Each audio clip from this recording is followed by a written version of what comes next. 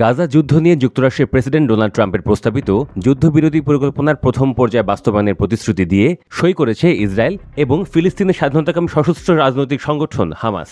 এই নিয়ে জাতিসংঘের মহাসচিব আন্তোনিও গুতেরেস সব পক্ষকে চুক্তির সব শর্ত মেনে চলতে আহ্বান জানিয়েছেন। গুতেরেস বলেছেন, এই দুর্ভোগের অবসান হওয়া উচিত। যুক্তরাজ্যের প্রধানমন্ত্রী কিয়ার স্টারমার এই শান্তি পরিকল্পনার প্রথম পর্যায়ে দুই পক্ষের একমত হওয়ার খবরে এক বিবৃতিতে এটি একটি গভীর স্বস্তিদায়ক মুহূর্ত বলে উল্লেখ করেছেন।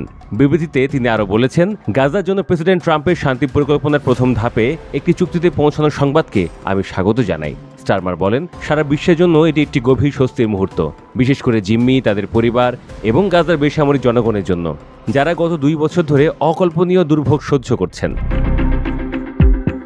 অস্ট্রেলিয়ার প্রথম পর্যায়ের এই গাজা শান্তি পরিকল্পনাকে স্বাগত জানিয়ে সব পক্ষকে চুক্তির শর্ত মেনে চলার আহ্বান জানিয়েছে। অস্ট্রেলিয়ার প্রধানমন্ত্রী অ্যান্থনি অ্যালবানিস এক বিবৃতিতে বলেছেন, 2 বছরেরও বেশি সময় ধরে সংঘাত, জিম্মি এবং বেসামরিক মানুষের প্রাণহানির পর চুক্তিটি শান্তির দিকে একটি অত্যন্ত প্রয়োজনীয় পদক্ষেপ। আমরা সকল পক্ষকে পরিকল্পনার শর্ত মেনে চলার আহ্বান জানাচ্ছি। ট্রাম্পের কূটনৈতিক প্রচেষ্টা এবং সমঝোতা আলোচনায় মিশর, কাতার এবং তুরস্কের ভূমিকার জন্য ধন্যবাদ জানান অ্যালবানিস। ভবিষ্যতে গাজায় হামাসের কোনো ভূমিকা থাকবে না, শান্তি পরিকল্পনার এমন প্রতিশ্রুতিকেও সমর্থন করেছে অস্ট্রেলিয়া। তিনি বলেছেন, এটি গাজায় পুনরুদ্ধার, দীর্ঘমেয়াদী শান্তি নিশ্চিত করা এবং ফিলিস্তিনের রাষ্ট্র গঠনের জন্য খুব একটি দীর্ঘ পথ হবে।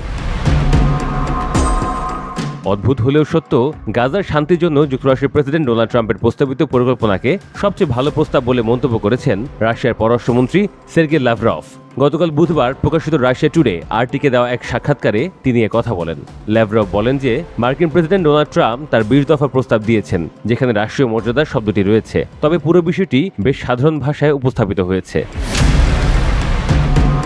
তবে আরও কথা বলেছেন ল্যাভরভ, বলেছেন, এই প্রেক্ষাপটে প্রশ্নটা হচ্ছে গাজা উপত্যকার কতটুকু অবশিষ্ট থাকবে। প্রস্তাবে পশ্চিম তীরের কোনো উল্লেখ নেই, তবে আমরা বাস্তববাদী। আমরা মনে করছি বর্তমান পরিস্থিতিতে এটিই টেবিলে থাকার সবচেয়ে ভালো প্রস্তাব।